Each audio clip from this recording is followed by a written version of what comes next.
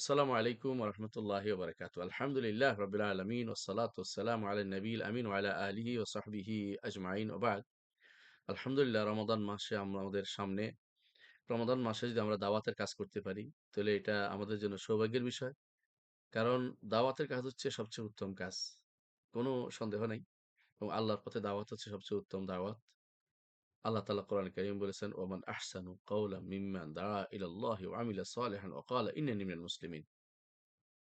সুতরাং দাওয়াতের কাজের দিকে আমরা নিজেদেরকে সম্পৃক্ত করতে পারি। আমরা অবশ্যই উত্তম কাজের মধ্যে নিয়ে সম্পৃক্ত করতে পারবো এবং এই কাজটি নবী রাসূলদের কাজ। নবী রাসূলরা যে কাজটি করেছে এর চেয়ে উত্তম কাজ আর কোনো কিছু হইতে পারে না। আমরা দাওয়াত দেই আল্লাহর পথে। কোনো ব্যক্তিগত কোনো বিষয়ের দিকে নয়, কোনো গোষ্ঠীগত কোনো দ্বন্দ্বের দিকে নয়। একমাত্র আল্লাহর দিকে এবং আল্লাহর দ্বীনের দিকে, কোরআনের দিকে, রাসূলের হাদিসের দিকে এবং ইসলামের দিকে আমরা মানুষকে আহ্বান জানাতে চাই। এই আহ্বান জানানোর ক্ষেত্রে যদি আপনারা নিজেদেরকে সম্পৃক্ত করতে পারেন, সর্বোচ্চ কাজের মধ্যে সম্পৃক্ত করেছেন বলে আপনাদের বিবেচিত হবে। প্রতিটি কাজ তখন আপনাদের সওয়াবের কাজ বিবেচিত হবে এবং আপনারা প্রতিটি মুহূর্ত আপনাদের এটা আল্লাহর নেক কাজের মধ্যে বিবেচিত হবে। আল্লাহ তাআলা কোরআনে কারিমে এজন্য বলেছেন, যালিকা বিআন্নাহুম লা ইউসিবুহুম যামাউন ওয়ালা নাসাবুন ওয়ালা মাখমাসাতুন ফি সাবিলিল্লাহ ওয়ালা ইয়াতউনা মাওতিআন ওয়ালা ইয়াগযুন ওয়ালা ইয়াতউনা মাওতিআন ইয়াগযিল কুফার ওয়ালা ইয়ানালুনা মিন আদুওয়িন নাইলান ইল্লা কুতিবা লাহুম বিআমালিন সালিহ। সুবহানাল্লাহ। যদি আপনি নেক নিয়তে কাজ করেন রমাদান মাসের প্রত্যেকটি পদক্ষেপে আপনার সওয়াবের কাজ লেখা হয়ে যাবে। তো আমরা অনুরোধ জানাবো যারা দাওয়াতের কাজে নিজেদেরকে সম্পৃক্ত করতে চেয়েছেন এবং এই রমাদান মাসব্যাপী দাওয়াতি কার্যক্রমে নিজেদেরকে সম্পৃক্ত করার জন্য ইসলামিক আলো যে তাদের দাওয়াতি কার্যক্রম আপনাদেরকে সম্পৃক্ত করার জন্য একত্রিত হয়েছেন এবং এখানে কাজ করার জন্য চুক্তিবদ্ধ হয়েছেন। আমি আপনাদের অনুরোধ জানাবো যে দাওয়াতের কাজের জন্য প্রথম কাজ করুন ইখলাস, যে আমি একমাত্র আল্লাহকে খুশি করার জন্য কাজটি করব। যে আমি আল্লাহকে খুশি করার জন্য কাজটি আমি করব ইনশাআল্লাহ। আল্লাহ তাআলা যদি আমার উপর খুশি হয়ে যান, তাহলে আমাদের আর কারো নাখোশ হওয়ার কিছু আমাদের চিন্তায় থাকবে না। আলহামদুলিল্লাহ, আল্লাহ খুশি হলে আর কিছু লাগবে না। আখিরাতের সর্বোচ্চ প্রাপ্তি আপনি পেয়ে যাবেন। প্রতিটি কাজ যদি একজন মানুষ যদি আপনার হেদায়েত হয়, এটা অনেক বড় কিছু। রাসূলুল্লাহ সাল্লাল্লাহু আলাইহি ওয়াসাল্লাম বলেছেন, লা ইয়াহদিয়াল্লাহু বিকা রাজুলান ওয়াহিদান খায়রুল লাকা মিন হুমরিন না'আম। যে বড়, বড় উটটি, লাল উটটির চেয়েও তোমার থেকে তোমার বেশি উত্তম হবে একজন মানুষ তোমাদের হেদায়েত প্রাপ্ত হয়। আপনি একজন মানুষকে যদি কোনো রমাদান মাসে বিশুদ্ধ আকীদা শিক্ষা দিতে পারেন, ১ নম্বর কাজ। যা ছাড়া অন্য কোনো কাজ আপনার শুদ্ধ হবে না। এইজন্য বিশুদ্ধ আকীদাটা শিক্ষা দিবেন। ১ম এই তাকে যেকোনোভাবে হোক, সহজভাবে নরমভাবে বুঝিয়ে দিবেন যে আপনার আল্লাহ কিন্তু আরশের উপরে, তিনি জগতের ভিতরে নয়। এটা তাকে বুঝিয়ে দিবেন। যেহেতু আল্লাহর নাম ও গুণগুলি স্বীকার করার জন্য তাকে উদ্বুদ্ধ করবেন এবং একমাত্র আল্লাহর ইবাদত দিকে আহ্বান জানাবেন যে আল্লাহ ছাড়া কেউ আপনার ভালো-মন্দ কিছু করতে পারে না। আল্লাহই আপনার আল্লাহ তাআলা আপনার বিপদ থেকে আপনাকে উদ্ধার করবে, আপনার যাবতীয় সমস্যা উত্তরণ করবে। আপনার যত অভাব আছে তিনি মোচন করে গুছিয়ে দিবেন। দুনিয়ার কেউ সেটা করতে পারে না। মরে গেছে যে কিছুই করতে পারে না। জীবন্ত মানুষ তো আপনার জন্য দৌড়ঝাঁপ দিতে পারে। মরা মানুষ আপনার জন্য দৌড়ঝাঁপও দিতে পারে না। এটা অবশ্যই ঘুরিয়ে পিছিয়ে তাদেরকে বুঝিয়ে দিবেন। যেভাবে তারা বুঝে সেভাবে। একটু সুন্দর করে কোরআন আয়াত তিলাওয়াত করে, যেখানে আয়াতুল বিশেষ করে আয়াতুল আকীদা আসছে, আয়াত তাওহীদের কথা আসছে। আল্লাহ উদাহরণ দিয়েছেন। যেখানে সেটা দিয়ে আপনি চেষ্টা করবেন বুঝিয়ে দিতে। কোরআনের মাস, কোরআন আয়াত দিয়ে বোঝানোর চেষ্টা করবেন ইনশাআল্লাহ সবচেয়ে বেশি। দ্বিতীয়ত যে কাজটা করবেন তাদেরকে বুঝাবেন যে সলাৎ যদি সলাৎ যদি আদায় না করেন তো আপনার সওমও হবে না। তো তাদেরকে বুঝাবেন যে আপনি আলহামদুলিল্লাহ সওম পালন করতে এসেছেন, সওম পালন করবেন। আপনার জীবনের এই সবই আল্লাহ তাআলা কবুল করে নিবেন যদি আপনি সালাতটা নিয়মিত পড়েন। কারণ সালাত নিয়মিত পড়লে তার কি লাভ এই বিষয়ে আপনি কিছু তাকে নসিহত করবেন। আমাদের কিছু দর্স আছে শুনে নিবেন। বিভিন্ন আলোচনা আছে লম্বা, প্রায় ৮-১০ টা আলোচনা আছে সালাতের উপরে, খুতবা, সেগুলি শুনে নিবেন ইনশাআল্লাহ। আশা করি কাজের অথবা আপনি নিজেও পড়ে জানাতে পারেন আলহামদুলিল্লাহ অনেক জায়গাতে সেগুলো এখন আছে।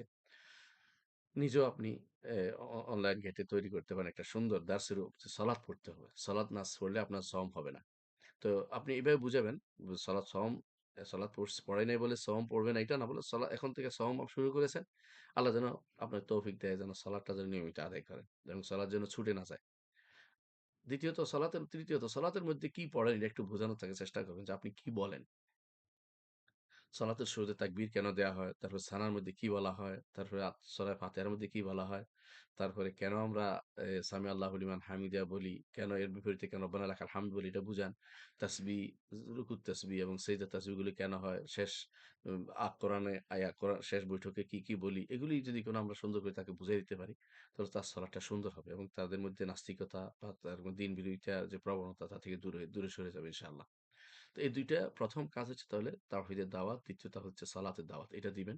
আর সওমের ব্যাপারে ফজিলতগুলি বর্ণনা করবেন এবং সওমের ফজিলতগুলো এবং বলবেন যে সওমের ফজিলত হইতে হলে আগের ২ টা কিন্তু শুদ্ধ হইতেই হবে। কারণ ঈমান যদি না থাকে সওম পাবে না। তেমনিভাবে সালাত না থাকলে সওমের কোনো লাভ হবে না। এজন্য আপনাকে বলতে হবে ঈমান এবং সওম ঈমান, সালাত এবং সওম ৩ টা যদি কোনো একজন মানুষ আদায় করে, তো এই উপকারিতাগুলো আপনি তাকে জানিয়ে দিবেন। এর মধ্যে আপনি জানাবেন কোরআনে কারীমের মাস এটা।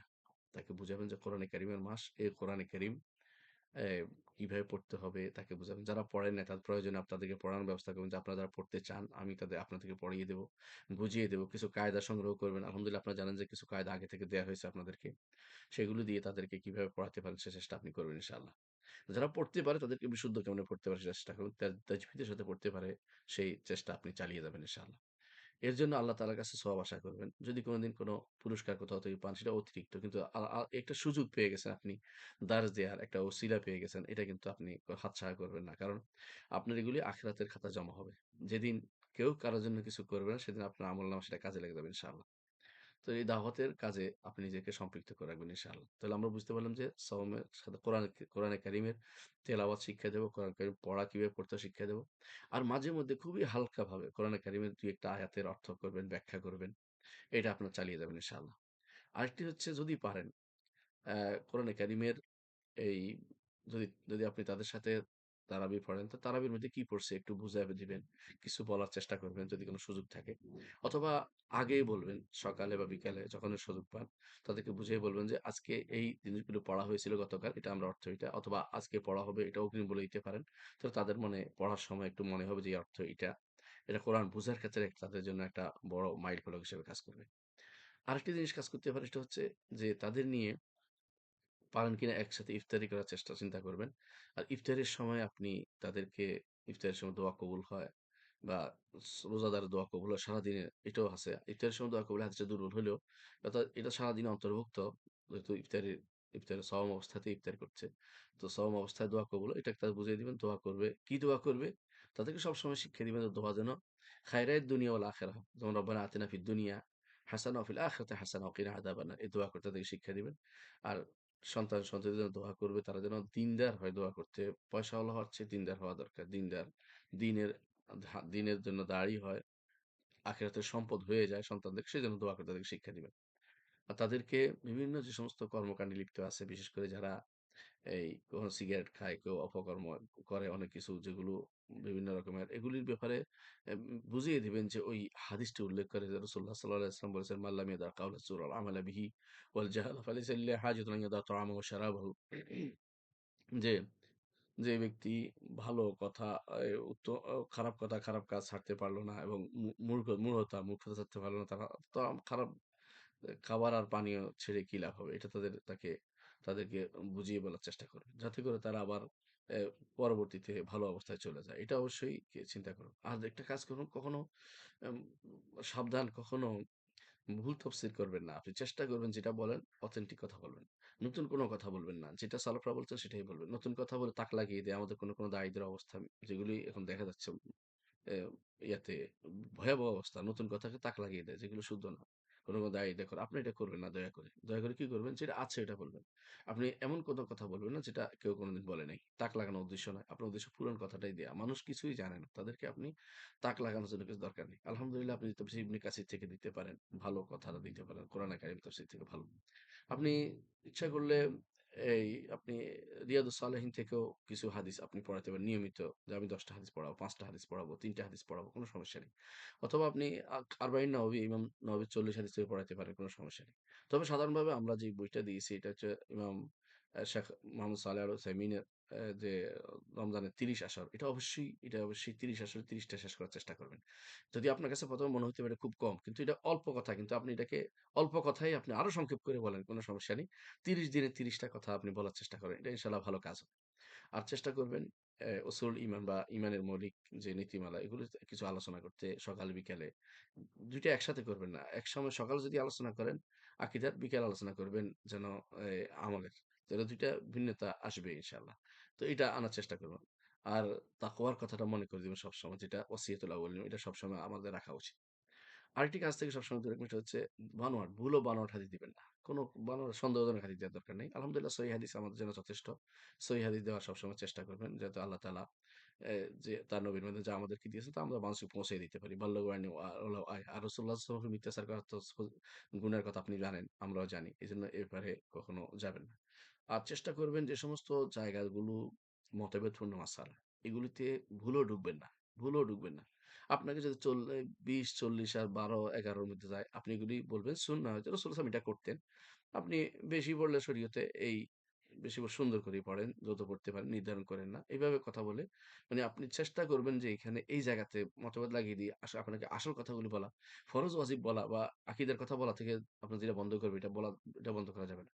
হ্যাঁ, এটা আপনি বলবেন যে ব্যক্তি আকীদা পরিশুদ্ধ আছে, সুন্দর আছে, সব বুঝে তাদেরকে আপনি সুন্নাহর কথাটা বলে দিবেন যে সুন্নাহ এটা করা। কিন্তু যে ব্যক্তি এখনো পর্যন্ত তার ঈমানের ঠিক না থাকে আপনি ২০ আর ১১ বা ১২ নিয়ে ঝগড়াতে তাদেরকে যাবেন না দয়া করে। এটা অবশ্যই আপনাকে দেখতে হবে কোন জায়গায় কি বলতে হবে এটা জানা দরকার আছে আমাদের। মাসাইল যেগুলি খেলাফিয়া যেগুলি একেবারেই গৌণ মাসালা যেমন এ কয় কয় কয় রাকাতের এটা আবার ধরেন অন্য মাসালা হচ্ছে ধরেন এ আরেকটা মাসালা ধরেন ইয়াতে কয় তাকবীর দিবে, ঈদের নবীতে কয় তাকবীর দিবে এ নিয়ে দয়া করে আলোচনা করবেন না। এটা আপনি ভিন্নভাবে তাদেরকে যখন একান্ত হবে তখন আলোচনা ভর মজলিসে আলোচনার বিষয় নয়। কেন? এখানে বহু লোকের মানুষ আছে এবং তারা আপনার কাছে এক কথায় শুনে নিবে এরকম না। আপনি যাদেরকে বুঝাইতে পারবেন তখন আলাদাভাবে তাদেরকে হক কথা যেটা আপনার কাছে হক সেটা আপনি বলবেন। কিন্তু এখানে ভিন্ন যদি মাসালার সুযোগ থাকে যেমন কখনো, কখনো ২ তাকবীরের মাসালা হইতে পারে। ধরেন আযানের মাসালা, একামতের মাসালা হইতে পারে। যে ২ বার ২ বার দিবেন, ১ বার ১ বার দিব। আপনি এখানে ঝগড়া যাবেনই না। মানে মোটেই না। জিজ্ঞাসা করবেন বলবেন যে হ্যাঁ, রাসূলুল্লাহ সাল্লাল্লাহু আলাইহি ওয়াসাল্লাম থেকে এটা সাব্যস্ত আছে আর ওইটাও সাব্যস্ত হাদিসে আসছে। তো আমরা এটা পছন্দ করি। যদি ওইটা করেন তাহলে আপনার নামাজ হবে, অসুবিধা হবে না। যেটা নামাজ হবে এটা নিয়ে আপনার ঝগড়া করবেন। হ্যাঁ, নামাজ উত্তমভাবে অর্থাৎ বোঝানোর জন্য চেষ্টা করবেন অন্য সময়। কিন্তু মৌলিকভাবে এগুলিতে ঢোকাচ্ছে ১ম চেষ্টা করবেন যেকোনোভাবে মৌলিক যেগুলোতে উম্মতের মধ্যে মতবিরোধ নেই। যেমন আকিদার মাসালা, সালাতের মাসালা, সওমের মাসালা, হজের মাসালা, যাকাতের মাসালা এগুলিতে আপনার কোনো মতবিরোধ নেই। এগুলিতে আপনি মৌলিক জিনিসগুলো বলার চেষ্টা করেন। এগুলি মানুষ জানে না। আমাদের সবচেয়ে ভয়াবহ অবস্থা হচ্ছে ফরায়েজগুলো জানে না। কিন্তু আমরা নওয়াফিল নিয়ে ঝগড়া তাদেরকে লিপ্ত করছি। এটা যেন না করি। দয়া করে এই বিষয়গুলো অবশ্যই খেয়াল রাখবেন। এই দাওয়াতের এই জায়গাটা বিতর্কিত করে তুলবেন না দয়া করে। এবং এগুলিকে এমন জিনিস দিয়ে পূর্ণ করে দেন যেগুলি তাদের রমাদানের পরেও কাজে লাগবে। আরেকটা জিনিস আপনাকে বলব সেটা হচ্ছে অবশ্যই চেষ্টা করবেন দোয়া করতে, দোয়া শিক্ষা দিতে, দোয়া করার শিক্ষা দিবেন। আমাদের এমন অবস্থা হয়ে গেছে আমরা তাদেরকে ইজতিমাই দোয়া বা স একসাথে দোয়া করা নিষেধ করেছি। তাই বলে দোয়া করতে তো নিষেধ করি নাই। একসাথে দোয়া করার তরিকা আছে, নিয়ম আছে যখন করার তখন হাদিস দ্বারা প্রমাণিত বিশেষ জায়গাতে। কিন্তু অন্য সময় যেকোনো সময় ব্যক্তিগত দোয়া করতে পারে। এজন্য তাদেরকে বলবেন দোয়া রোজ সাওম অবস্থায় সর্বদা দোয়া করে এবং দোয়ার মাসনুন তরিকাগুলো শিক্ষা দিয়ে দিবেন। এগুলো সবই হিসনুল মুসলিম গ্রন্থে পাবেন শুরুতেই আপনি পড়তে পারেন ইনশাআল্লাহ সেগুলি। এবং দোয়া কখন কি করতে হবে এগুলো যতটুকু শিক্ষা দিতে পারেন ভালো। এবং দোয়ার মধ্যে কি ভুল ঢুকছে এগুলিও বলে দিতে পারেন ভালো। যেগুলি সহিহ কোনোভাবেই আসে নাই। সহিহ হাদিসে আসে নাই এগুলো বলে দিবেন। এবং আরেকটু বিশেষ করে লাইলাতুল কদর পাওয়ার ব্যাপারেও গুরুত্ব দিবেন যে লাইলাতুল কদর যদি আপনি পান তাহলে আপনি ১০০০ মাসের চেয়ে উত্তম একটা রাত পেয়ে গেলেন এবং রাসূলুল্লাহ সাল্লাল্লাহু আলাইহি ওয়াসাল্লামের এই হাদিসটি স্মরণ করিয়ে দিবেন যে ব্যক্তি লাইলাতুল কদরের থেকে মাহরুম হয়ে গেল সে তো মাহরুম হয়ে গেল। এবং রাসূলুল্লাহ সাল্লাল্লাহু আলাইহি ওয়াসাল্লামের হাদিসটি স্মরণ করে দিবেন যে রমজান মাসে আসলো হচ্ছে পিতামাতার খেদমত করে সে পিতামাতা বৃদ্ধ অবস্থায় পেয়েছে অথচ তাদের খেদমত করে জান্নাতে নিতে পারে নাই। এটা ভয়াবহ বিষয়। সুতরাং তাদের কথাবার্তা শুনতে হবে এটা তাদেরকে বুঝিয়ে বলবেন। তাদের যাতে শরিয়া বিরোধী না হয়। আর তাদেরকে এটা জানিয়ে দিতে চেষ্টা করবেন যে রমাদান মাসে যেন তাদের গুনাহগুলি মাফ করিয়ে নিতে পারে। রমাদান মাসের কাজগুলি সম্পর্কে একটু বিস্তারিত আলোচনা করবেন। এগুলি আপনারা পাবেন ইনশাআল্লাহ। বিভিন্ন আলোচনায় আপনারা শুনেছেন এবং জেনেছেন এবং বিশেষ করে আপনার যদি কোনো শেখ মোহাম্মদ বিন সালেহ আল উথাইমিনের রমজান মাস ৩০ এর ভিতরে অনেকগুলো পেয়ে যাবেন আলহামদুলিল্লাহ। এর বাইরেও অন্যান্য জায়গাতেও আপনারা পাবেন। রমজান মাসের কাজগুলো সম্পর্কে অনেক খুতবা আছে আমাদের শুনে নিতে পারেন। রমজান মাসে কি কাজ করতে হয় সেটাও আপনাদের তা জানিয়ে দিবেন। কোনোভাবেই যেটা আমরা বারবার বলছি, কোনোভাবেই যেন দলীয় কোনো কিছুর দিকে আহ্বান জানাবেন না। কোনো গোষ্ঠীর দিকে আহ্বান জানাবেন না। আপনি কোরআন এবং সুন্নাহর দিকে আহ্বান জানাবেন এবং ঈমানের দিকে আহ্বান জানাবেন এবং আপনি আহ্বান জানাবেন এ আ ইসলামের দিকে আহ্বান জানাবেন, ঈমানটাকে শক্তিশালী করার দিকে এবং বিশুদ্ধ ঈমানের দিকে আহ্বান জানাবেন সবার আগে, সর্বাগ্রে এটা আপনি খেয়াল রাখবেন এবং মনে রাখবেন যে এটা আপনার জন্য হতে পারে যে এরপরেও হয়তো আপনার সুযোগ থাকবে না। এটা আপনার জন্য একটা দাওয়াতের একটা কাজ হবে। আল্লাহ এটা কবুল করলে সামনে আরো দাওয়াত আপনি দিতে পারবেন এবং এটা আপনার জন্য অ্যা খাতেমা বিল খাইর হইতে পারে অথবা ফাতিহাতুল খাইর হইতে পারে।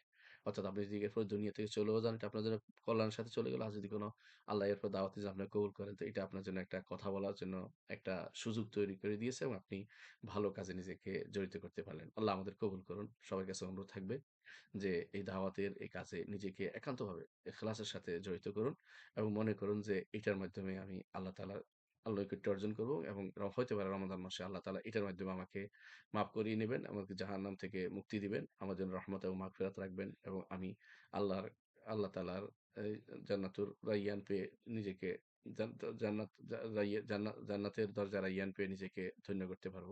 আল্লাহ আমাদের কবুল করুন। আসসালামু আলাইকুম ওয়া রাহমাতুল্লাহি ওয়া বারাকাতুহু।